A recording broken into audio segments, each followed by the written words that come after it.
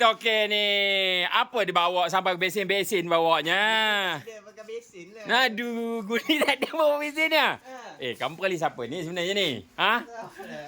Kamu janganlah perali bahit. Ikan banyak tu pula. Okey. Ikan apa yang ni yang dapat ni? Tengok kecil-kecil je. Tak apalah kamu, malah aku punya mah. Kecil-kecil lagi. Okey, alhamdulillah rezeki nak layan Jap. Okey, ikan kelabau 1 2 3. Okey. Alright. Okey, kelabau Okey, 2 kilo ngam. Kelabau Sungai Perak 2 kilo. Okey. Alright. Masuk dah okey, tak letak dalam sana lah. Dia blender lagi. Okey, letak situ. Okey, kelabau 2 kilo. Okey, kelabau 1.1 kilo. Okey, jelebor 1 kilo. Kelabau 1 kilo. Kelabau 3 ekor kan?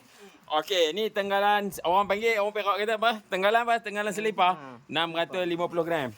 Okey. Alright. Yang ini 600 gram. Alright.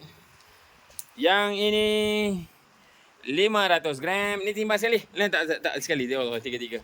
Okey. Ni letak sekali tiga. Yang ini 1 kilo 450. Alhamdulillah. Okey. Ada kata-kata sikit Eka untuk sahabat-sahabat Mika? Ikan banyak tu. Jauh. Are dia. Mantap. Rezeki tak salah. Alamak. Mantap bambu. Kuat nganjing kamu